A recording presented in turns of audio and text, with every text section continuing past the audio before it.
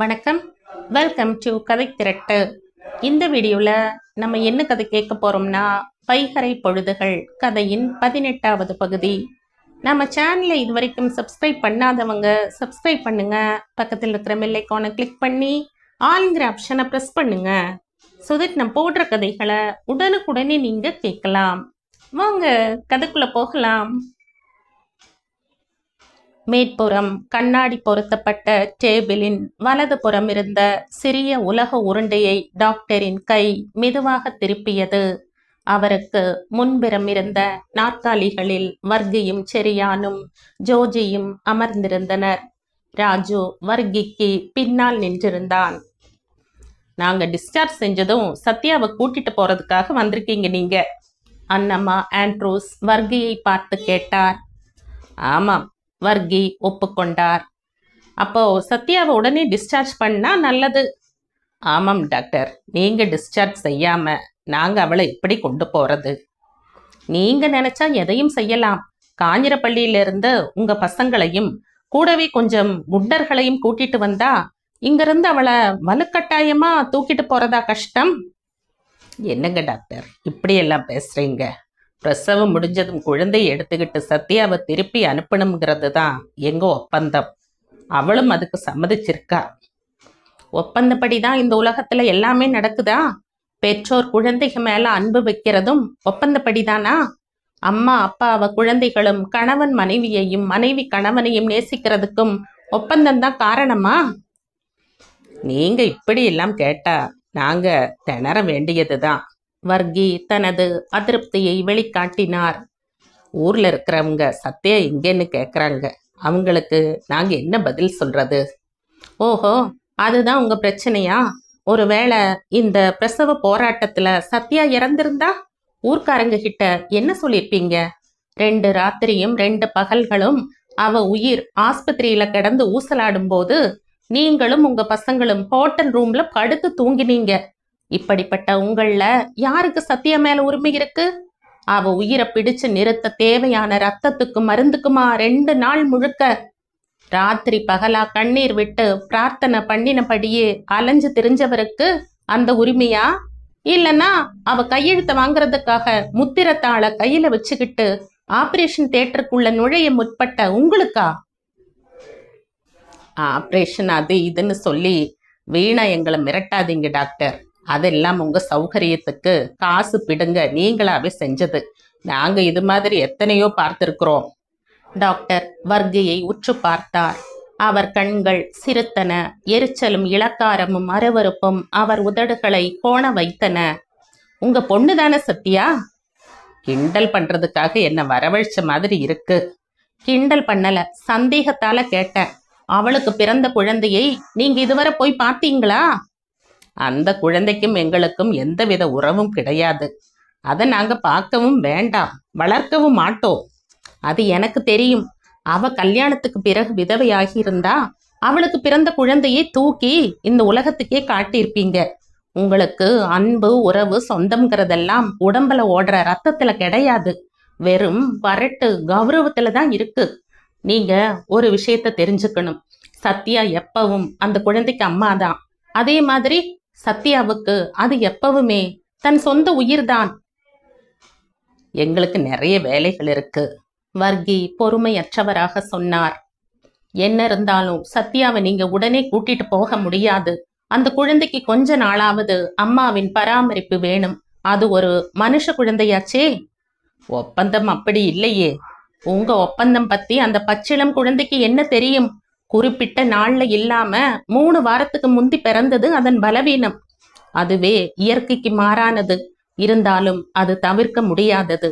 கொஞ்சமாவது மனிதாபிமானமும் கருணையும் இருந்தா இத பத்தி யோசிங்க. சத்யா தன் குழந்தையோட கொஞ்ச நாளாவது நிம்மதியாகவும் சந்தோஷமாகவும் இருக்கட்டும். அவன் மனசும் உடம்பும் கொஞ்சம் பக்குவப்படட்டும். கெட்டு போய் பெத்தெடுத்த குழந்தையை இப்படி வளர்த்துட்டு இருந்தா எப்படி? அவளுக்கு ஒரு எதிர்காலம் வேணாமா? வேணும். அவ இந்த குழந்தையே வளர்த்துட்டு வாழ்நாளை கழிக்கணும்னு யாரும் அவளை வற்புறுத்தல. அவளுக்கும் நல்ல எதிர்காலம் ஒண்ணு அமையணும். ஆனா அது குழந்தை பிறந்த உடனேவாம நடக்கணும். சத்யாவுக்கு 20 வயசு தானே ஆகுது. பேசினது போதும் என்பது மாதிரி வர்க்கி இருக்கையில் இருந்து எழுந்தார். அங்கிருந்து கிளம்பும் முன் ஆஸ்பத்திரி வராந்தாவில் வர்க்கி செரியானிடம் சொன்னார். அவளை நகருக்குள்ள எங்கேயும் தங்க வைக்க நாங்க ஒப்புக்க மாட்டோம். அவளை குழந்தையோட எங்க ஊர்க்கார எவனாவது பார்த்துட்டா அதுக்கப்புறம் நாங்க உயிரோட இருக்கிறதுல அர்த்தமே இல்லை. நாங்க அவளை போயும் குட்டிக்கு கொண்டு போயிடுறோம், போதுமா? செரியான் கேட்டார். எந்த பாதாளத்துக்கு வேணும்னாலும் கூட்டிட்டு போங்க, எங்க மானம் போகக்கூடாது, அவ்வளவுதான். நீங்க ஒரு விஷயத்த மறந்துட்டீங்க. நாம பேசிக்கிட்டதுல இதெல்லாம் கிடையாது. டாக்டர் சொன்னது நீங்களும் கேட்டீங்களே. கவனிக்க வேண்டியதை கவனிச்சா இதை மட்டுமா, இதுக்கு மேலையும் பேசுவாங்க. என்ன மேற்கொண்டு பேச வைக்காதீங்க. நான் அந்த அளவுக்கு முட்டாள் கிடையாது. வர்க்கி அங்கிருந்து கிளம்ப முயன்றார். சட்டென்று அவருக்கு முன்னால் வந்த ஜோஜி ஒரு காகிதத்தை அவரிடம் நீட்டியபடி சொன்னான். ஆஸ்பத்திரி பில் கட்டுறதை பத்தி கேட்டீங்களே, இதுதான் பில். விரும்பினா நீங்க கட்டலாம். வர்க்கி பில் தொகையை ஒரு தடவை பார்த்தார். அவர் கண்கள் பிதுங்கி வெளியே வந்து விழுவன போல் துருத்தின. நம்ப முடியாதவராக அதையே வெறித்தார். மொத்த ஆஸ்பத்திரிக்கும் சேர்த்து இதுல விலை எழுதியிருக்காங்களா என்ன? இவ்வளவு பணத்துக்கு எங்க ஊர்ல அரை ஏக்கர் ரப்பர் எஸ்டேட்டையே வாங்கிடலாம். சரி, பில் பணத்தை கட்டுறீங்களா எப்படி? ஜோஜி திரும்பவும் கேட்டான். நான் பசங்க கிட்டையும் ஒரு வார்த்தை கேட்கணும். இப்ப நீங்க அவளுக்கு ரொம்ப வேண்டியவங்களாயிட்டீங்க. அவ உயிரை மீட்டு கொடுத்துருக்கீங்க.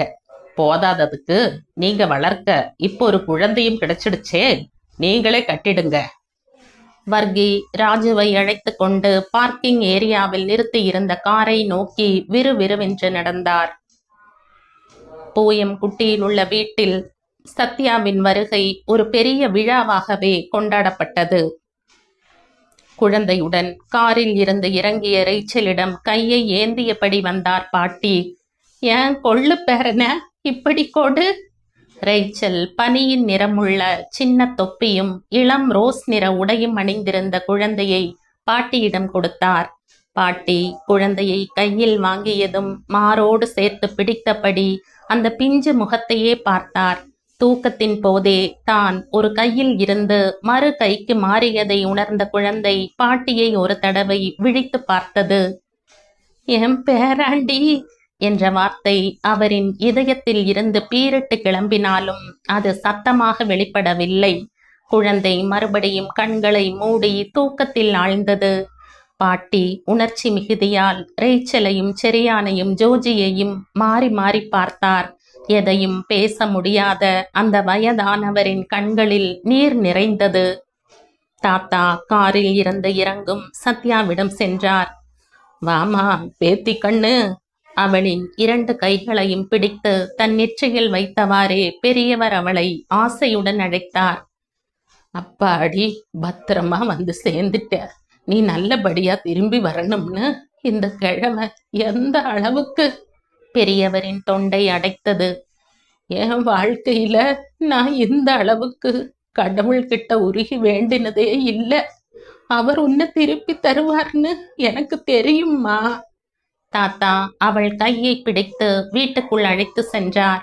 அந்த பெரிய வீட்டில் எத்தனையோ வருடங்களுக்கு பிறகு அன்று ஒரு பச்சிளம் குழந்தையின் அழுகை உயர்ந்தது.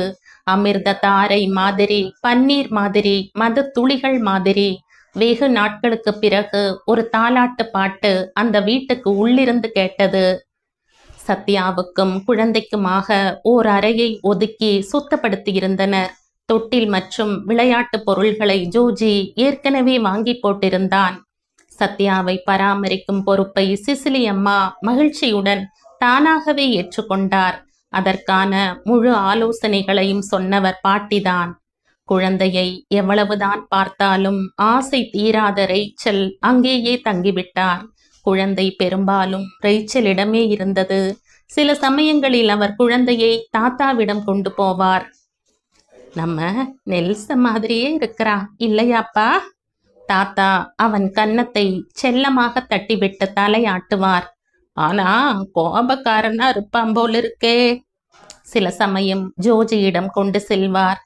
இவன் சிரிப்பு நெல்சன் சிரிப்பு மாதிரியே இருக்குதானே? இல்ல, அப்புறம் கோட்டை பொறுத்து வர்கி தாத்தா மாதிரி இருக்கான்.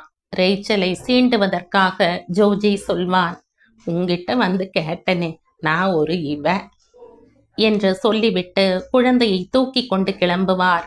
யார் ஒப்புக்கொண்டாலும் இல்லாவிட்டாலும் அவர்களுக்கெல்லாம் தெரியும், குழந்தை அப்படியே நெல்சனை உரித்து வைத்திருப்பது. அந்த வீட்டின் மொத்த பேச்சுமே அவனாகத்தான் இருந்தான்.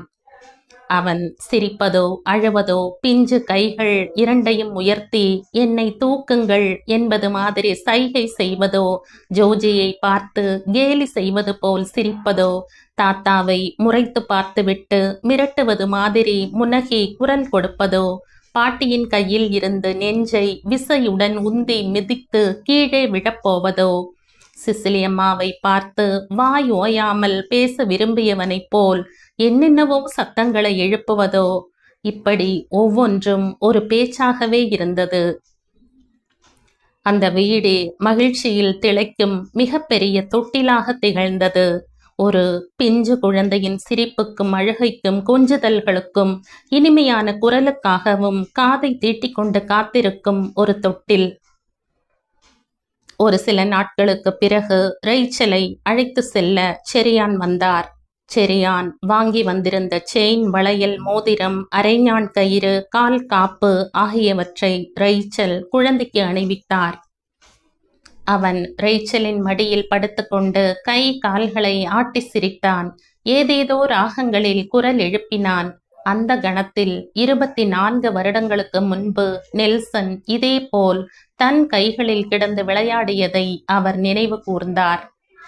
அப்படிப்பட்டவன் இன்று உயிருடன் இல்லை.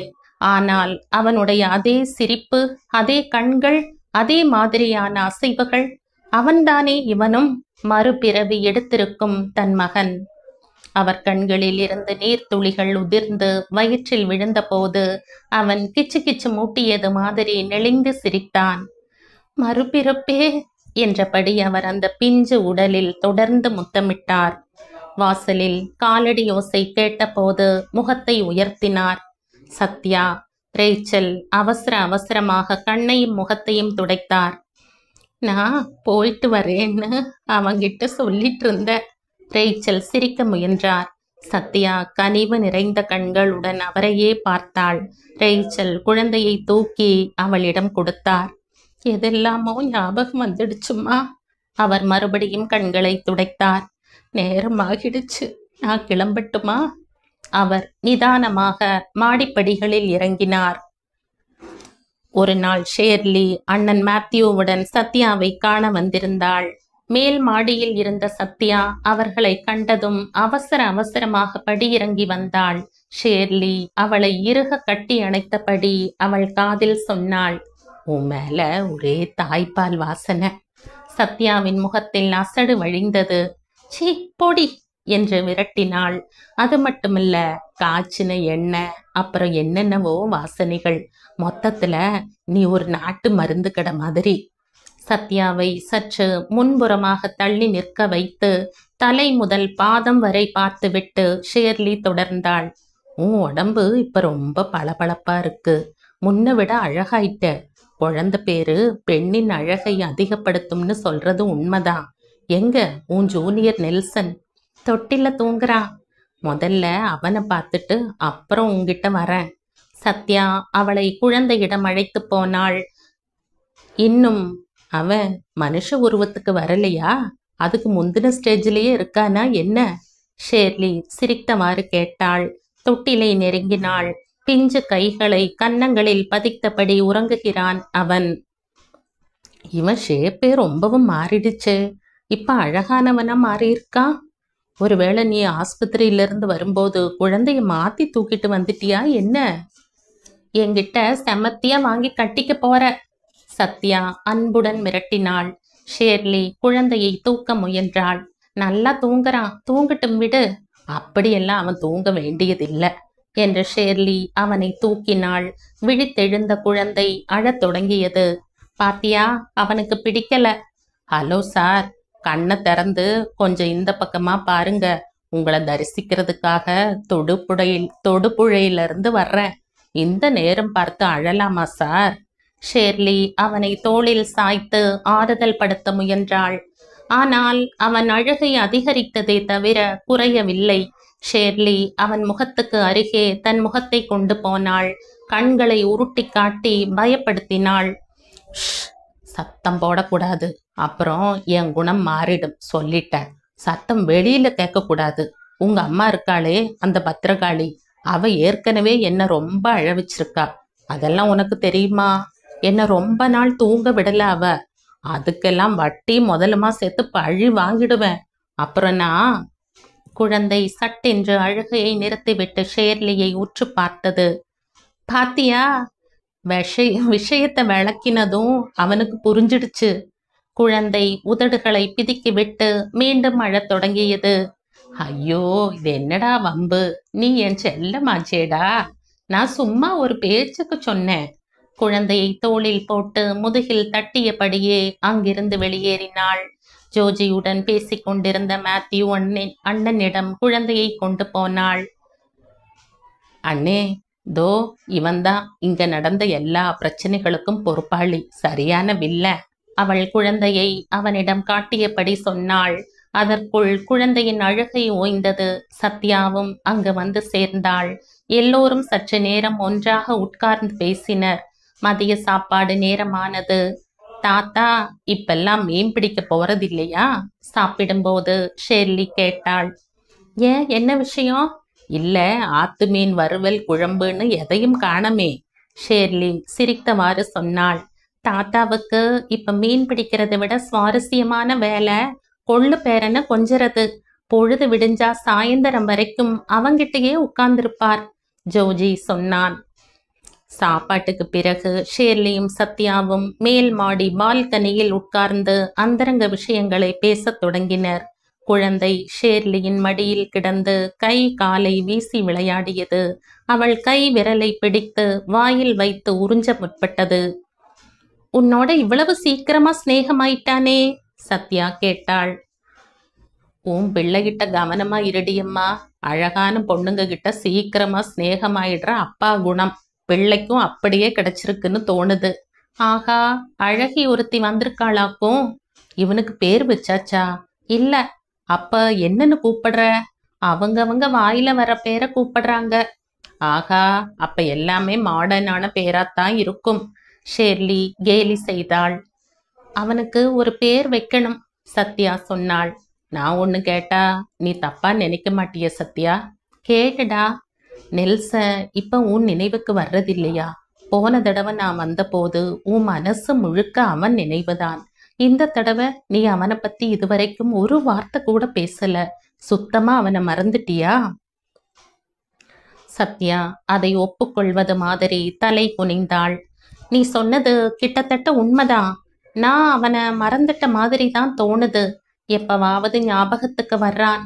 எனக்கு இது ஆச்சரியமா இருக்கு. எனக்கு என்ன ஆச்சுன்னே புரியல. அதை பத்தி நினைக்கும் போது கடந்த ஜென்மத்து சம்பவங்கள் மாதிரி ஆகுது. தூரத்துல, ரொம்ப தொலைவுல, புகை மூட்டத்துக்குள்ள அங்கேயும் இங்கேயுமா சிதறி கிடக்கிற சில நினைவுகள் மாதிரி, என்னைக்கோ பார்த்து மறந்துட்ட கனவு மாதிரி. நினைச்சு பார்த்தா நான் அவங்கிட்ட இதயபூர்வமான அன்பு செலுத்தலையோன்னு எனக்கே வருத்தமா இருக்கு. யார் மேலையும் அன்பு வைக்க தெரியாத ஒருத்தி நான்னு தோணுது. பாத்தியா, உன்னை வருத்தப்படுறதுக்காகத்தான் நான் இதை கேட்கல.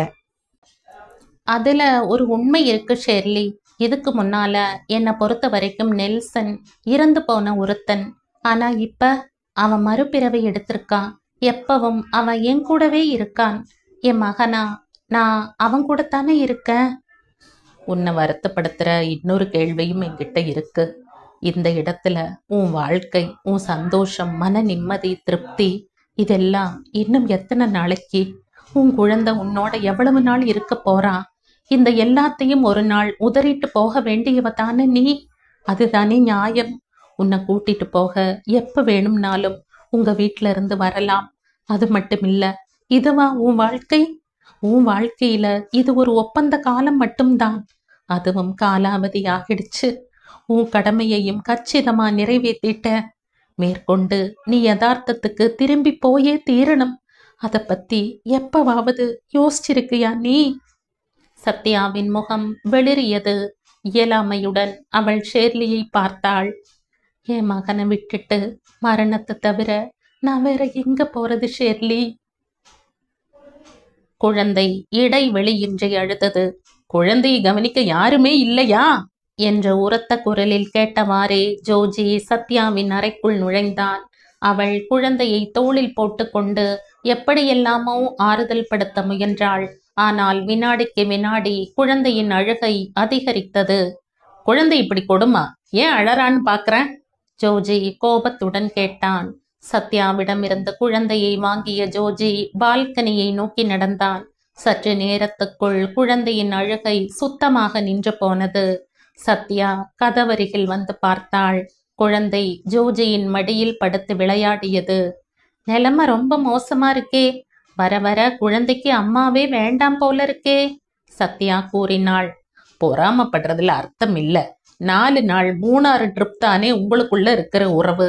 இது 24 வருஷ ரத்த தொடர்பு. அது உண்மைதான் என்று சத்யாவுக்கும் தோன்றியது. ஜோஜி மட்டும் போதும், அவனுக்கு வேறு யாருமே தேவையில்லை. ஜோஜி அவனை வயிற்றின் மீது சாய்த்து பிடித்து கொண்டு வயிற்றை உப்ப வைத்தும் கிச்சு கிச்சு மூட்டியும் விளையாட்டு காட்டுவான். தன் நெற்றியை குழந்தையின் நெற்றி மீது மெதுவாக மோதி விளையாட்டு காட்டுவான். குழந்தை வாய் கொள்ளாமல் சிரிப்பான். சில சமயம் குழந்தையை நிறுத்தாமல் சிரிப்பதை கேட்டு சிசிலியம்மா ஜோஜியை கண்டிப்பதுண்டு. ஜோஜி, இப்படி சிரிச்சா குழந்தைக்கு மூச்சு திணறும், அப்படி செய்யாத. வீட்டுக்குள் குழந்தையின் அழுகை சத்தம் கேட்டால் சத்யாவை விட அவசர அவசரமாக பாய்ந்து செல்வது ஜோஜிதான். இரவு நேரத்தில் அந்த அழுகை சற்று நேரம் நீடித்தால் ஜோஜி சத்யாவிடம் கதவை திறக்க சொல்வான். அவன் கையில் எடுத்துக்கொண்டு நடந்தால் அவனது முரட்டுத்தனமான சின்ன சின்ன மிரட்டல்களை கேட்டால் குழந்தை ஜோஜியின் உடம்பிலேயே ஒட்டி கொண்டு பேசாமல் இருக்கும். குழந்தையின் விஷயத்தில் மட்டுமல்ல, சத்யாவின் உடல் நலத்திலும் ஜோஜி பிரத்யேக கவனம் செலுத்தினான். சத்யா துண்டு ஒன்றை தோளில் போட்டுக்கொண்டு பால்கனிக்கு வந்தாள். குழந்தை உங்ககிட்டயே இருக்கட்டும் சேட்டா, நான் போய் குளிச்சுட்டு வந்துடுறேன். Okay madam. குழந்தை ஜோஜியின் மூக்கை பிடித்து இழுத்தது. அவன் முகத்தை திருப்பி கேள்விக்குறியுடன் அவனை பார்த்தான். உங்க அம்மா நீராட போயிருக்காங்கப்பா. அவன் ஜோஜியின் மீசையை பிடித்தான். பிறகு மூக்குக்குள் ஒரு விரலை நுழைத்தான். சமீபத்தில் முளைத்த 2 பால் பற்களால் அவன் காதை கடிக்கவும் செய்தான். சத்யா குளித்துவிட்டு வந்தபோது அறைக்குள் முரட்டுத்தனமான தாலாட்டு பாட்டு ஒன்று கேட்டது. ஜோஜி குழந்தையை தூங்க வைக்கும் முயற்சியில் ஈடுபட்டிருந்தான். தொடக்கமும் முடிவும் இல்லாத ஏதோ ஒரு பழைய பாடல், ஏற்ற இரக்கம் இல்லாத ஒரு ராகம்.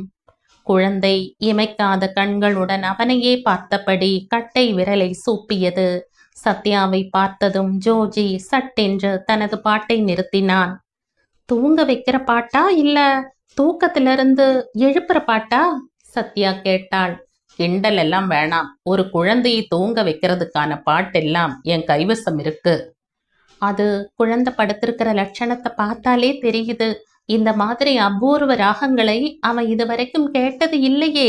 பாட்டை நல்லாவே அவன் ரசிக்கிறான்னு தெரியுது. சத்யா சிரித்தபடி சொன்னாள். ஜோஜி அவளது அழகான சிரிப்பையே பார்த்தபடி நின்றான்.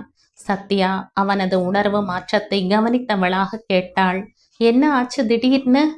ஒரு நிமிஷம் நினைச்சு பார்த்தேன். நான் முதல்ல பார்க்கும்போது ஏமாற்றத்திலையும் சோகத்திலையும் மூழ்கி இருந்த ஒரு பொண்ணா இருந்தீங்க சத்யா. இப்போ வேடிக்கையா பேசுறீங்க, சிரிக்கிறீங்க. என்ன ஒரு மாற்றம்! அவள் ஒரு வினாடி எதையோ யோசித்தாள். இதுக்கு முன்னால எனக்கு யாருமே இல்ல ஜோஜி சேட்டா. சொந்த பந்தங்கள் எல்லாம் என்னை பயப்படுத்துச்சு. ஆனா இப்ப எனக்கு யாரெல்லாமோ இருக்கிறதா தோணுது. இது வரைக்கும் நான் இந்த அளவுக்கு பாதுகாப்பா இருந்ததா உணரல. அவள் குழந்தையை எடுக்க தொட்டிலுக்கு அருகில் வந்தாள். அபூர்வமான ஏதோ ஒரு பொருள் தன்னை கடந்தது போல் ஜோஜிக்கு தோன்றியது. சத்யா குழந்தையுடன் மாடிப்படிகளில் இறங்கி கீழே போனாள். ஜோஜி பால்கனியில் இருந்த பெஞ்சில் உட்கார்ந்தான். தொலைவில் தென்பட்ட மலை வரிசையின் உச்சி பகுதி மாலை வெயிலில் பளபளத்தது. நிழல் பரவிய தாழ்வார பகுதிகளில் நீல நிறம் படிந்திருந்தது. ஆற்றுக்குள் நீங்கிய மூங்கில் தெப்பம் ஒன்று எங்கேயோ வசமாக சிக்கியதால் பாலம் போல் நின்றிருந்தது. தெப்பத்தை துடுப்பு போட்டு வந்தவர்கள் அதை மீட்கும் முயற்சியில் ஈடுபட்டிருந்தனர். சற்று நேரத்துக்கு பிறகு சத்யா குழந்தையை தோளில் போட்டுக்கொண்டு முற்றத்துக்கு செல்வதை கவனித்தான். குழந்தை அவள் கையில் இருந்தவாறு துள்ளி குதித்தது. குளித்ததால் விரித்து போட்ட அவளது ஈரமான தலைமுடியை குழந்தை இழுத்த போதெல்லாம் அவன் விரல்களை முடியில் இருந்து விடுவித்தபடி செல்லமாக கண்டித்தாள். குழந்தை இன்று மிகவும் உற்சாகமான மனநிலையில் இருந்தது. அதனால் அது சத்யாவின் காது மூக்கு என்று மாறி மாறி கடிக்க முயன்றது. தலைமுடியின் ஈரம் உலர்வதற்காக வெயில் உள்ள இடமாக பார்த்து நடந்தாள் சத்யா. காட்டில் இருந்து ஆற்றை கடந்து வரும் காற்று அவள் முடியை உலர்த்த உதவியது. ஜோஜி அவளது ஒவ்வொரு அசைவையும் கவனித்தான். சூரியனுக்கு எதிரில் வரும்போது வெயிலில் பளபளக்கும் அவள் முகத்தையும், குழந்தையை கண்டிக்கும் போதும் குழந்தையை முத்தமிடும் போதும் அவள் முகத்தில் தென்படும் அன்பு நிறைந்த உணர்வுகளையும், கற்பூர மனம் கமழும் குளிர்ந்த விழிகளையும் கண் இமைக்காமல் பார்த்தவாறே மரக்கட்டையில் முகம் பதித்து உட்கார்ந்திருந்தான். தெளிவற்ற இனிமையானதோர் அழகு அந்த தாயையும் குழந்தையையும் சூழ்ந்திருப்பதாக அவனுக்கு தோன்றியது. அவர்கள் இந்த உலகிலிருந்து பிரிந்து அதிகமான வெளிச்சமும் மென்மையும் தூய்மையும் நிறைந்த ஏதோ ஒரு விண்வெளி மண்டலத்தில் உலாவுவது போல் எல்லாவற்றையும் தாண்டி சொர்க்கீயமான ஒருவித பளபளப்பும் அழகும் அவளிடம் துலங்குவதாக தோன்றியது. ஜோஜி, டீ சாப்பிடு. அவன் திடுக்கிட்டு திரும்பினான். சிசிலி அம்மா நின்று கொண்டிருந்தார். அவர் மாடிப்படி ஏறி வந்ததையோ அருகே வந்ததையோ அவன் உணரவில்லை. நீ இங்க உட்கார்ந்து என்ன பண்ற? கனா காண்றையா? சிசிலி அம்மா டீ டம்ளரை நீட்டியபடி கேட்டார். இல்லம்மா, சும்மா இப்படியே உட்கார்ந்து எதையெல்லாமோ நினைச்சிட்டு இருந்த. டீயை வாங்கி உறிஞ்ச தொடங்கினான். டீ நல்லா இருக்குமா? உங்களுக்கு இப்படியெல்லாம் கூடவா டீ போட தெரியும்? வேண்டாம், இதை விட பெரிய ஐசையெல்லாம் பார்த்துருக்கேன் என்று சிரித்தபடியே பதில் அளித்த சிசிலி அம்மா படி இறங்கினார். இரவு சாப்பாட்டின் போது சத்யாவின் இடம் காலியாக இருப்பதை கவனித்த ஜோஜி கேட்டான். எங்க தாயையும் சேயையும் காணோம்? சத்யாவுக்கு சாப்பாடு வேணாமாம், பசி இல்லையாம். கொஞ்ச நாளா அவ சாப்பாடே பேருக்குத்தான், சிசிலி அம்மா சொன்னார். பசிச்சாலும் பசிக்கலைனாலும் நேரம் 2 வாய் சாப்பிடணும், இல்லைன்னா உடம்புக்கு கெடுதல், தாத்தா சொன்னார். ஜோஜி சத்யாவை சாப்பிட கூப்பிட எழுந்து போனான். சத்யா படுக்கையில் கிடந்து குழந்தைக்கு பாலூட்டி கொண்டிருந்தாள். போலி கோபத்துடன் அவள் பெயரை சொல்லி கூப்பிட்டபடி அறைக்குள் நுழைந்த ஜோஜி யாரோ பிடித்து நிறுத்தியது மாதிரி சட்டென்று அப்படியே நின்றான். சத்யா உடனே சுதாரித்தவளாக சுவர் பக்கம் திரும்பி படுத்தாள். சாரி. ஜோஜி பின் வாங்கினான். சத்யா உடையை சரி செய்து கொண்டு வாசலுக்கு வந்தாள். என்ன ஜோஜி சேட்டா?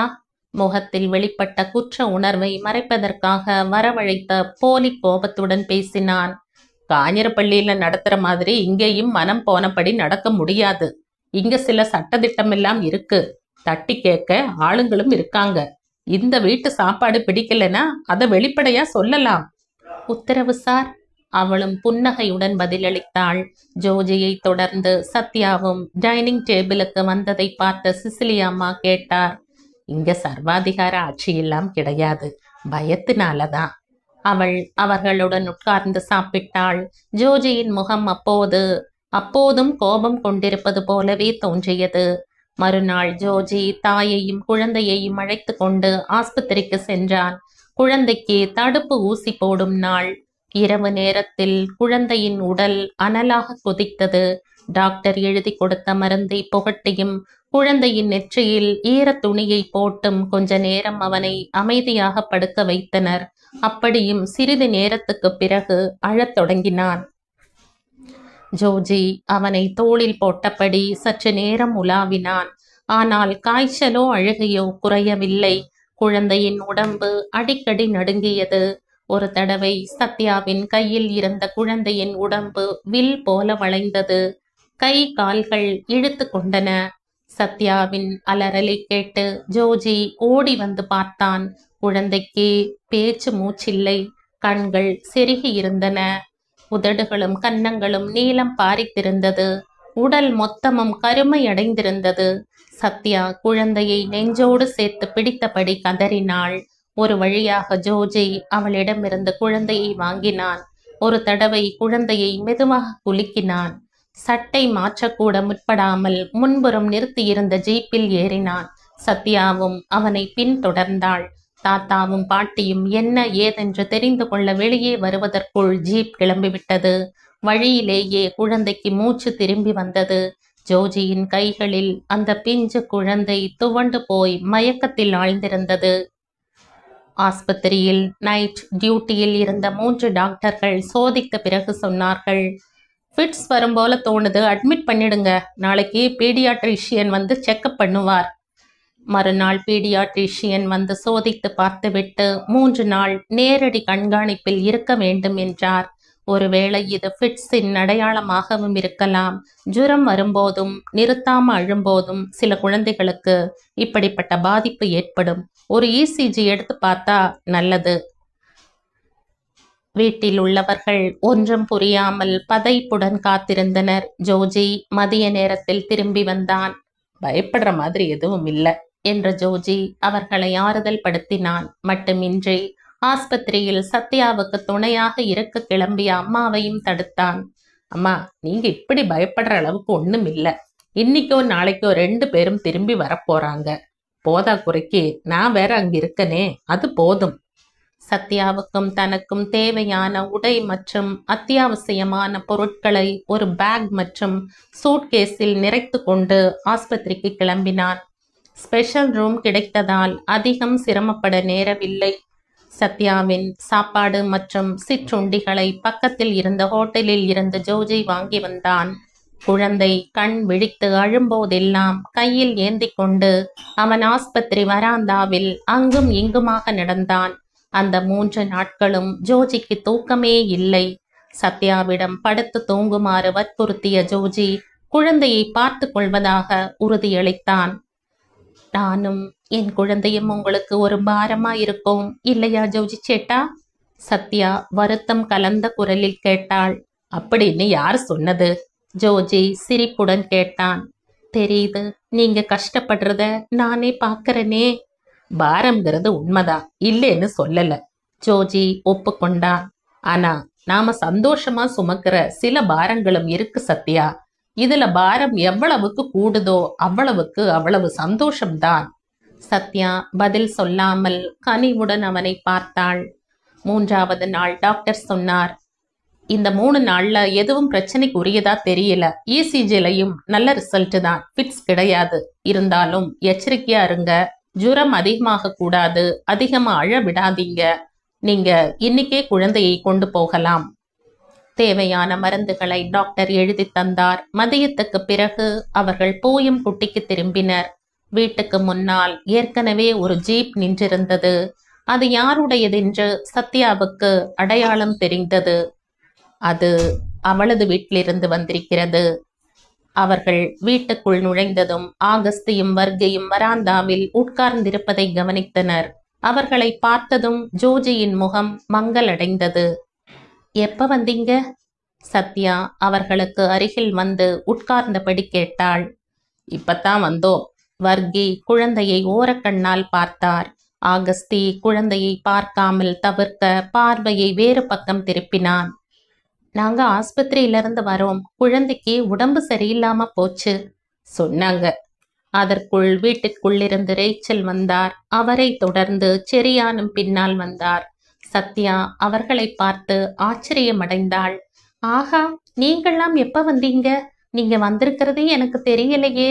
ரேச்சலின் முகம் வாடி இருந்தது. அவர் சோகமாக சத்யாவை பார்த்த பின் குழந்தைக்காக கை நீட்டினார். வாடா என் செல்ல பேராண்டி, உனக்கு என்னடா ஆச்சு தங்கமே? குழந்தையை சத்யாவிடமிருந்து வாங்கிய ரேச்சல் இடைவிடாத முத்த மழையால் நனைத்தார். குழந்தையை திரும்ப வாங்கி கொண்டு சத்யா வீட்டுக்குள் போனாள். ஜோஜியும் அவளை பின்தொடர்ந்தான். அங்கிள், ஜோஜி அழைத்தான். செரியான் ஓடி வந்தார். என்ன பிரச்சனையாம்? எதுக்கு வந்திருக்காங்க அவங்க? சத்யாவை கூட்டிட்டு போக வந்திருக்காங்க. பிரசவம் முடிஞ்சு 4-5 மாசம் ஆயிடுச்சே. நாம மேற்கொண்டு என்ன சொல்றது? அதனால அவங்கள இங்க கூட்டிட்டு வந்த. வேற என்ன பண்றது? சத்யா உள்ளூர நடுங்கினாள். எல்லாமே அஸ்தமிக்க போகிறதா? ஜோஜி நிம்மதி இழந்தவனாக தனது அறைக்குள் நுழைந்தான். அவன் மிகவும் பயந்த அந்த நாளும் வந்திருந்தது. அந்த நாள் தள்ளி போக வேண்டும் என்று மனசார விரும்பியும் பிரார்த்தனை செய்தும் இனிமேல் எந்த காரணமும் சொல்வதற்கு இல்லை. வர்கி வீட்டுக்குள் நுழைந்தார். நீங்க பாட்டுக்கு எதுவும் பேசாம இப்படியே இருந்தா என்ன அர்த்தம்? நாம ஒரு தீர்மானத்துக்கு வந்தாகணுமே. நாங்க என்ன சொல்றது? செரியான் வருத்தத்துடன் கேட்டார். அப்ப நானே சொல்றேன். சத்யாவை பெண் கேட்டு 4-5 வீடுகள்ல இருந்து வந்திருக்காங்க. இன்னும் 3 மாசத்துக்குள்ள கல்யாணம் நடத்தணும்னு ஒரு வீட்டுல இருந்து கோரிக்கையும் வச்சிருக்காங்க. இவ கல்யாணத்தை உடனடியா முடிக்கிறது தான் எங்க தீர்மானம். யாரும் எதுவும் பேசவில்லை.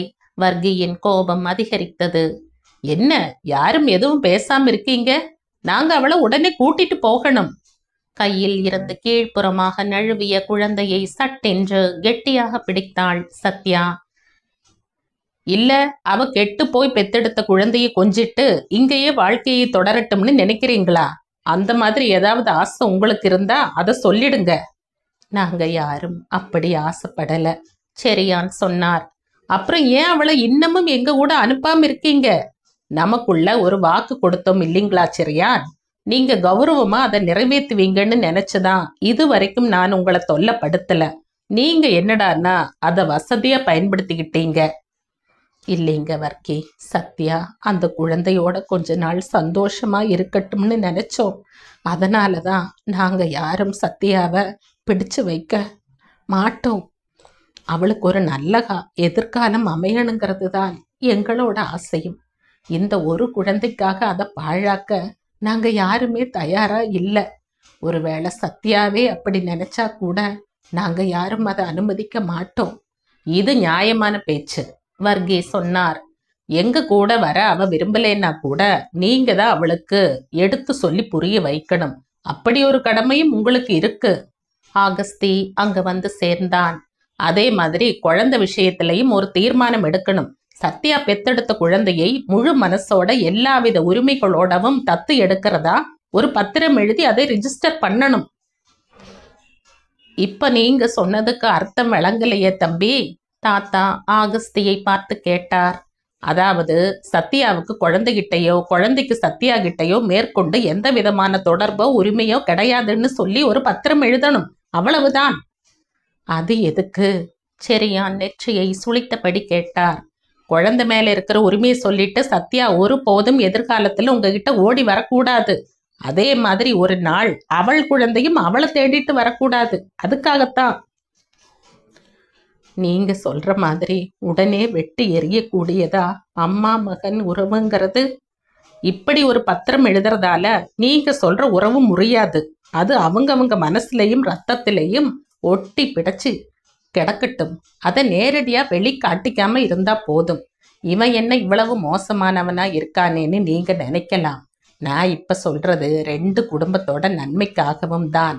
இதனால எதிர்காலத்துல எந்தவித பிரச்சனையும் நமக்குள்ள வரக்கூடாது பாருங்க. ஆகஸ்தி வழக்கத்துக்கு விரோதமாக மிகவும் நிதானமாக பேசினான். தாத்தாவுக்கு மேற்கொண்டு பேச விஷயம் எதுவும் இல்லை. சத்யா, வர்கி அழைத்தார்.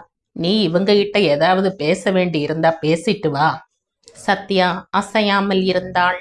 வர்கி செரியானையும் ரேச்சலையும் மாறி மாறி பார்த்தார். நான் உங்ககிட்ட தான் பேச வேண்டி இருக்கு, வர்கி கூறினார்.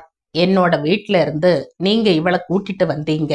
இவளை திரும்பவும் கொண்டு வந்து எங்க வீட்டுல விட வேண்டியது உங்க கடமை. அதை நீங்க செய்யல. பரவாயில்ல, போகட்டும். இப்பவாவது எவ்வளவு சீக்கிரம் முடியுமோ அவ்வளவு சீக்கிரம் இவளை எங்க கூட அனுப்பி வைங்க. சத்யா அடைக்கலம் வேண்டுவது போல அங்கிருந்த ஒவ்வொருவரையும் பார்த்தாள். எல்லா முகங்களிலும் இயலாமையும் வருத்தமும் கலந்து தென்பட்டன. வரமாட்டேங்கிற பிடிவாதம் எதுவும் உனக்கு இல்லையே? இருக்கா? வர்கி மகளை பார்த்து கேட்டார். நான் வரேன், சத்யா மிகவும் தளர்ந்த குரலில் பேசினாள். நான் அப்படி ஒரு வாக்கு கொடுத்திருக்கேனே. ஒரு அம்மாவுக்கு சொந்த குழந்தையை விட எந்த வாக்குறுதியும் பெருசில்ல. இருந்தாலும் நான் வர்றேன். ஆனா எனக்கு கொஞ்ச காலம் அவகாசம் வேணும். நான் மனசால முதல்ல அதுக்கு தயாராகணும். எல்லார்கிட்டையும் விடை பெறணும், நன்றி சொல்லணும். அப்பா கிட்ட, அம்மா கிட்ட, தாத்தா கிட்ட, பாட்டி கிட்ட, ஆன்டி கிட்ட, ஜோஜி சேட்டன் கிட்ட, என் குழந்தை கிட்ட. இதுக்காகவாவது எனக்கு கொஞ்சம் கருணை காட்டுங்க. அவள் குரல் இடறியது. உன்னை வருத்தப்படுறதுக்காக சொல்லல, வர்கி ஆறுதல் அளிப்பதற்காக சொன்னார். புரியுது, உங்களுக்கு பிடிக்காத போதும் என் பிடிவாதங்களுக்கு நீங்க உடன்பட்டீங்க. கெட்டு போய் கர்ப்பமடைஞ்ச மகளை பிள்ளை பெத்துக்க அனுமதிச்சிருக்கீங்க. 5 மாசம் குழந்தையை பார்த்துக்க அனுமதி கொடுத்திருக்கீங்க. எல்லாமே பெரிய விஷயங்கள் தான், நான் மறுக்கல. எனக்கு இந்த ஒரே ஒரு சின்ன உதவியை மட்டும் செய்யுங்க. எனக்கு கொஞ்ச நாள் தவணை கொடுங்க, அவள் விண்ணப்பித்தாள். இப்போது வாத பிரதிவாதங்கள் இல்லை. ஒரு ஜீப்பின் இரைச்சல் கேட்டது. அதன் பிறகு எந்த விதமான சத்தமும் கேட்கவில்லை. ஜோஜி ஜன்னலின் மரக்கட்டையில் இருந்து கையை எடுத்துவிட்டு வாசலை நோக்கி நடந்தான். தாத்தாவின் அறைக்குள் கிசுகிசுப்பான குரலில் யாரெல்லாமோ பேசும் சப்தங்கள் கேட்டன. தாத்தா, பாட்டி, அங்கிள், ஜோஜியின் அம்மா ஆகியோர் அருகருகே அமர்ந்து பேசிக் கொண்டிருந்தனர். வந்தவங்க போயிட்டாங்களா? ஜோஜி கேட்டார். போயிட்டாங்க, செரியான் பதிலளித்தார். சத்யா எங்க? அவ அறையில இருப்பா. ஜோஜி சத்யாவின் அறையை நோக்கி நடந்தான். சத்யா கட்டிலில் உட்கார்ந்திருந்தாள். மடியில் படுத்திருக்கும் குழந்தையின் முகத்தை நோக்கி முகம் கவிழ்த்தபடி உட்கார்ந்திருந்தாள். அவள் தலைமுடி ஒரு புறமாக விழுந்து கிடந்ததால் முகம் தெரியவில்லை. அவள் குழந்தையின் மீது குப்புற படுத்திருப்பது போல் தோன்றியது. ஜோஜி அருகே சென்றான். சத்யா, அவன் அவளை தோளை தொட்டு அழைத்தான். அவள் நிதானமாக நிமிர்ந்தாள். கண்ணீர் விழுந்ததால் குழந்தையின் சட்டை நனைந்திருந்தது. அவள் புறங்கையால் கண்களை துடைத்தபடி ஜோஜியை பார்த்தாள். அவங்க என்ன சொன்னாங்க? ஜோஜி பொறுமை இழந்தவனாக கேட்டான். அவங்க எனக்கு கல்யாணம் பண்ணி வைக்க போறாங்க ஜோஜி சேட்டா. இன்னும் 10 நாள் தான் நான் இங்க தங்கலாம். அந்த அளவுக்கு விட்டு கொடுத்திருக்காங்க. அவள் குரல் இடறியது. அதில் ஆற்றாமையும் வெளிப்பட்டது. எப்படி இருந்தாலும் அதெல்லாம் நடக்க வேண்டியது தானே சத்யா. உங்களுக்கு இப்ப என்ன வயசாகுது? 21 இல்லைன்னா 22. வாழ்க்கையில 3ல் ஒரு பகுதி கூட முடியல. சரியான வாழ்க்கைங்கிறதே இன்னும் உங்களுக்கு ஆரம்பிக்கலைன்னு சொல்லலாம். இன்னும் காலம் எவ்வளவோ காத்து கிடக்குதே. அவள் ஆதரவற்றவள் போல அவனை பார்த்தாள். நான் எங்கேயும் போக மாட்டேன் ஜோஜி சேட்டா, அவள் விசும்பினாள். என் மகனை விட்டுட்டு நான் எங்க போறது? நான் போக மாட்டேன். அவளது நிலையை பார்த்த அவன் முரட்டுத்தனமான இதயத்திலும் இரக்கம், கருணை ஆகியவற்றின் ஊற்றுக்கள் பீரிட்டன. போகக்கூடாது. யார் வந்து கூப்பிட்டாலும் போக வேண்டாம். நீங்களும் உங்க குழந்தையும் இந்த வீட்டுக்குள்ள எத்தனை காலம் வேணும்னாலும் தங்கலாம். எங்களுக்கு அது சந்தோஷம்தான். இப்படி எல்லாம் ஆறுதல் சொல்லி அவளது கண்ணீரை துடைக்க அவன் விரும்பினான். ஆனால் அதற்கு மாறாக ஒரு வறண்ட சிரிப்புடன் அவன் பேசத் தொடங்கினான். இதுவரை நான் பார்க்காத சத்யாவின் ஒரு முகம் இது. இந்த ஆதரவற்ற நிலையும் அழுகையும் கண்ணீரும், மரணத்தையே ஒதுங்கி நின்னுன்னு சொல்லிட்டு யாருக்கும் பயப்படாம கடந்து போற சத்யாவுக்கு இந்த முகம் பொருத்தமானதா இல்லை. முன்னெல்லாம் நான் தனியா இருந்த, எனக்கு யாரும் இல்லை. இப்ப நான் ஒரு அம்மா ஜோஜி சேட்டா. மட்டுமில்லாம எனக்கு இப்ப யாரெல்லாமோ இருக்காங்க. என் மகனுக்காக நான் பாதாளம் வரைக்கும் கூட பணிய தயார். அதுக்காக யார் காலையும் பிடிச்சு கெஞ்ச தயார். ஜோஜி அவளுக்கு அருகில் கட்டிலில் அமர்ந்தான். சத்யா, நிதானமா அமைதியா கொஞ்சம் யோசிங்க. இதுவரையிலான உங்க வாழ்க்கை எப்படிப்பட்டது? எங்க எல்லாமோ என்னென்னமோ தவறுகள் நடந்திருக்கு இல்லையா? அதையெல்லாம் திருத்திக்கிற நேரம் இது. அப்படி இல்லாம பழைய தவறுகளையே பின்தொடர்ந்து போவேங்கிறது சரியானது இல்லை. என் எதிர்காலத்தை நினைச்சு நீங்க யாரும் மனசை புண்படுத்திக்க வேணாம். நான் உங்க யாருக்குமே ஒரு பாரமா இருக்க மாட்டேன் ஜோஜி சேட்டா. எனக்கும் உங்களுக்கும் இடையில் இருந்த கான்ட்ராக்ட் காலாவதி ஆச்சுன்னு தெரியும். அதே மாதிரி ஏன் வேலை முடிஞ்சிடுச்சுங்கிறதும் இருந்தாலும் டேர்ம்ஸ் அண்ட் கண்டிஷன்ஸை ஒட்டி நான் இங்கிருந்து போறதை தவிர என் அடுத்த கான்ட்ராக்ட் எங்க இருக்கணும்னு தீர்மானிக்கவோ, நான் என்ன மாதிரி வேலையை ஏத்துக்கணும்னு சொல்லவோ உங்களுக்கு எந்தவித உரிமையும் கிடையாதே. ஜோஜி சிரித்தான். குட், சத்யா, பழைய நிலைமைக்கு திரும்பி வர்றீங்க. பூனைக்கு விளையாட்டு, எலிக்கு உயிர் வேதனைன்னு எல்லாம் கேள்விப்பட்டிருக்க. இப்பத்தான் அதன் அர்த்தம் புரியுது. அப்படின்னா இதையும் புரிஞ்சுக்கங்க.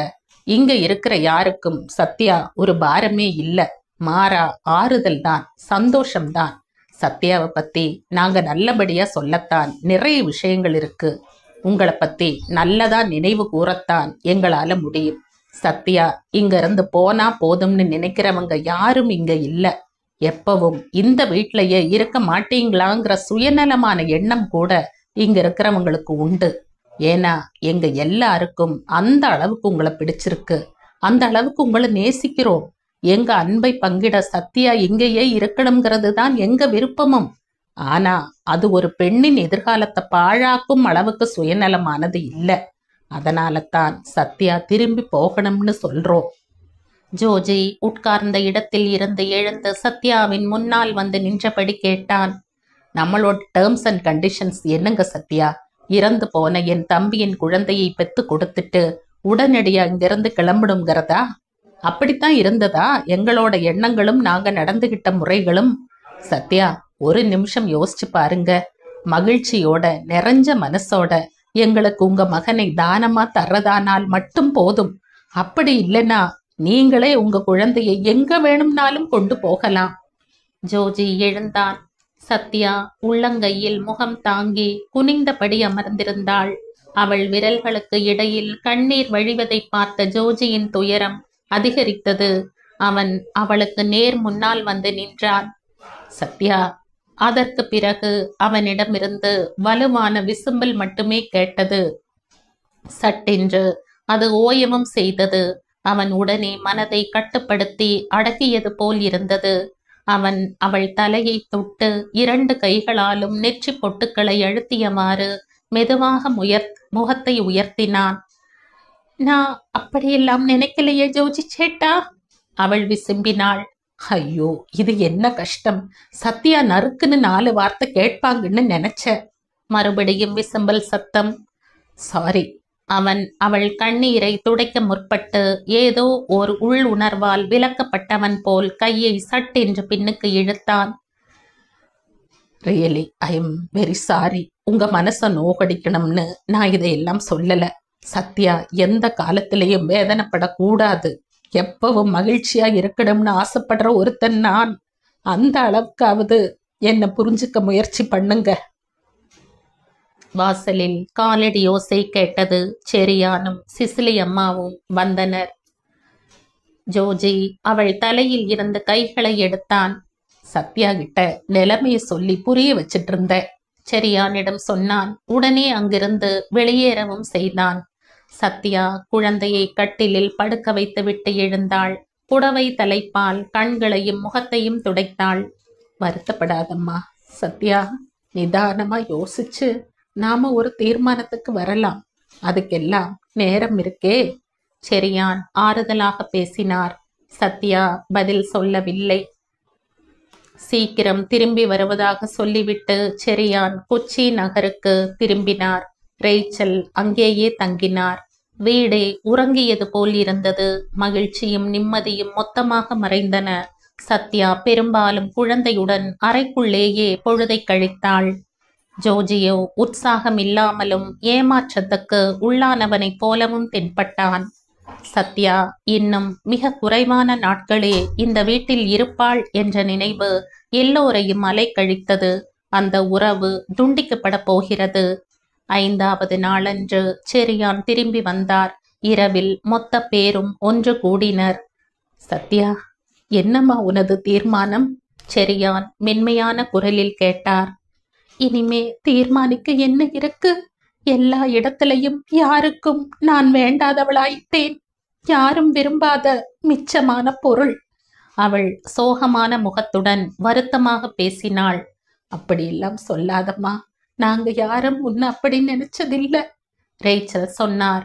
அப்ப நான் இங்க என் குழந்தையோட இருந்துக்கிறனே, சத்யா கேட்டாள். எவ்வளவு காலம் வேணும்னாலும் நீ இங்க தங்கலாம். ஆனா அது முறையா? செரியான் கேட்டார். சத்யா வருத்தத்துடன் புன்னகைத்தாள். ஏன் முறையில்ல? எனக்கு இங்க எந்த இடமும் கிடையாதா? போஸ்டிங் கிடைச்சாலும் உட்கார நாற்காலி இல்லாத நிலைமை. என்னை நியமனம் செய்ய காலி இடமும் கிடையாது. அதுக்கு என்ன அர்த்தம்? நான் வேண்டாதவள்ங்கிறது தான். நான் அவ்வளவுதான் சொல்ல முடியும். சத்யாவ இங்க இருந்து அனுப்புறதுல எங்களுக்கு மட்டும் சந்தோஷம் நான் நினைக்கிற. இல்லம்மா, நீ போறது எங்க எல்லாருக்குமே வருத்தம் தான். ஆனா உன்னை இங்கேயே தங்க வைக்கிறதுக்கு எங்களுக்கு என்ன உரிமை இருக்கு? நீ சின்ன பொண்ணு. உன் கண் முன்னால ஒரு முழு வாழ்க்கையும் காத்திருக்கு. ஒரு அப்பாவின் இடத்துல இருந்துட்டு நல்ல ஒரு வாழ்க்கைக்கு கையை பிடிச்சு உன்னை வழி நடத்த வேண்டிய பொறுப்பு எனக்கும் இருக்குமா? செரியான் கூறினார். சத்யா என்ன செய்வது என்று புரியாதவளாக இரு கை விரல்களையும் பிணைத்து விலக்கி கொண்டிருந்தாள். நான் போறப்பா. எனக்காக நீங்க யாரும் கவலைப்பட வேண்டாம். என் வாழ்க்கைய நான் என்னைக்கோ ஒதுக்கி தள்ளி வச்சுட்டவ. நீ என்ன அப்பான்னு கூப்பிட்டியே, அந்த அளவுக்கு என்ன மதிக்கிற இல்லையா? அந்த உரிமையில சொல்ற நான். நீ உன் வாழ்க்கையை நாசமாக்கிட கூடாது. உன் வீட்டு ஆளுங்க உனக்கு நல்ல மாப்பிள்ளையா பார்த்துருக்காங்கன்னா நீ அந்த கல்யாணத்தை செஞ்சுக்கணும். என் வீட்டு ஆளுங்க தானே, அவங்க என்னை யார் தலையிலையாவது கட்டி வச்சுடுவாங்க.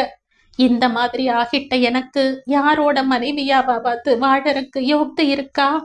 மனைவி இருந்துட்ட ஒருத்தரோட, இல்லைன்னா டைவர்ஸ் ஆன ஒருத்தரோட, அதுவும் இல்லைன்னா சொத்துக்காக மட்டும் என்னை ஒப்புக்கிற ஒரு பேராசைக்காரனோட. சரி, அதையெல்லாம் பொருட்படுத்த வேண்டாம்னு கூட வச்சுக்குவோம். கல்யாணத்துக்கு முன்னாடியே கெட்டு போய் குழந்தை பெத்துக்கிட்டவ தானேடி நீன்னு கேலி கிண்டல் குத்தல் பேச்சுக்களை எல்லாம் நான் ஆயுள் முழுக்க கேட்கணும். வர்றவனுக்கு அதுவே கடைசி வரைக்கும் ஒரு ஆயுதமா இருக்கும். அதை விட எவ்வளவோ நல்லது. அவள் திடும் என்ற பேச்சை நிறுத்தினாள். ஏமா நிறுத்திட்ட?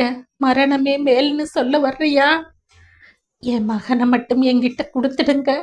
நாங்க எங்கேயாவது போய் உயிர் வாழ்ந்துக்கிறோம்பா. சத்யாவின் குரல் இடறியது. உன் மகனை யார் பிடிச்சு வச்சிருக்காங்க? அவன் உனக்கு சொந்தம். எங்களுக்கு அவங்கிட்ட எந்தவித உரிமையும் கிடையாது. நீ அவனை எங்க வேணும்னாலும் உன் விருப்பப்படி கொண்டு போகலாம். அதுக்கப்புறம் என்னோட பங்கை வித்துட்டா நாங்க கஷ்டப்படாம உயிர் வாழற அளவுக்கு பணம் கிடைக்கும். யாருக்கும் பாரமாவோ தொல்லை கொடுக்காமலோ எங்கேயோ ரொம்ப தொலைவில் ஒரு வீட்டை விலைக்கு வாங்கி எங்க காலத்தை தள்ளிடுவோம். ரொம்ப யோசிச்சிருக்க. நல்ல ஐடியா தான். சரி, அதுக்கப்புறம்? அதில் இருந்த கேலி துணியை உணர்ந்த சத்யா பதிலளிக்கவில்லை. கதைகள்ல வர மாதிரி அம்மாவும் மகனும் அப்படியே சந்தோஷமா வாழ்ந்தாங்கன்னு ஒரு ஃபுட் நோட் போட்டுடலாமா? செரியான் சிரித்து விட்டு தொடர்ந்தார். உன்னால அதுவும் முடியும் சத்யா. எந்த விதமான சொத்துக்களும் இல்லைனா கூட உன் மகனை உன்னால நல்லபடியா வளர்க்க முடியும்னு எங்களுக்கு தெரியும். அவனும் வளர்ந்து பெரியவன் ஆவான். அவங்க அப்பா இறந்துட்டார். அவனுக்காகவே நீ உயிர் வாழ்ந்தேன்னும் அவனையும் இந்த சமூகத்தையும் நம்ப வைக்கவும் முடியும். உன் இளமை முடியறதுக்குள்ளேயே அவனுக்குன்னு ஒரு வாழ்க்கையை அமைச்சுக்கவும் முடியும்.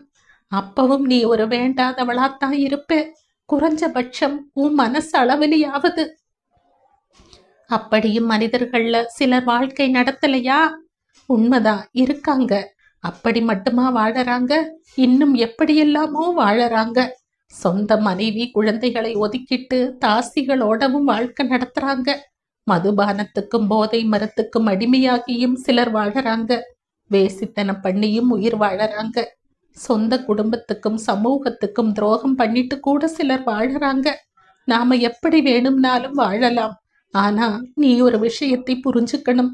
பூமியில மனுஷன் பிறந்த பிறகு இப்படி தரிகிட்டு வாழ்ந்த வாழ்க்கையை ஆராய்ஞ்சு பார்த்துட்டு தான் குடும்பம்ங்கிற அமைப்பு உருவாச்சு.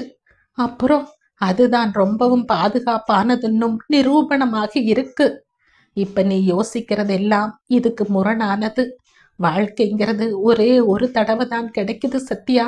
நாம அதை ஒரு சோதனை பொருளாக்கி காலத்தின் கையில கொடுத்துடக்கூடாது.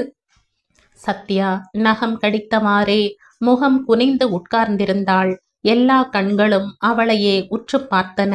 அறையில் நெடுநேரம் அமைதி நிலவியது. கடைசியாக செரியான் கீழ்கண்டவாறு பேசி அதற்கு ஒரு முற்றுப்புள்ளி வைத்தார். நீ ஏற்கனவே ஒரு வார்த்தை சொன்னியேமா, நீ அப்படியான ஒருத்தி, அதிகப்படியான ஒருத்தி. உனக்குன்னு ஒரு இடமும் இல்லைன்னு, உட்கார நாற்காலி இல்லைன்னு கூட சொன்ன. அதெல்லாம் உண்மைதான். உனக்கு எங்கேயும் இடம் கிடையாது. உனக்குன்னு சொந்தமான இருப்பிடமும் கிடையாது. அதுக்கு காரணம் உங்கிட்ட பதவியோ அதிகாரமோ இல்லாததுதான். இந்த ரெண்டும் இல்லாத பெண் எங்க இருந்தாலும் அதிகப்படியான நபர்தான். அதனால நீ ஒரு இடத்தையும் பதவியையும் அடைஞ்சே தீரணும். அது யாருமே திரும்பி பார்க்காத புறம்போக்கில இல்லை.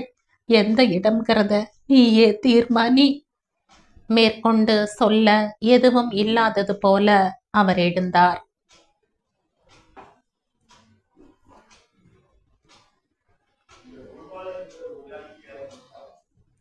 இந்த கதையின் தொடர்ச்சியை அடுத்த பதிவில் கேட்கலாம். நன்றி.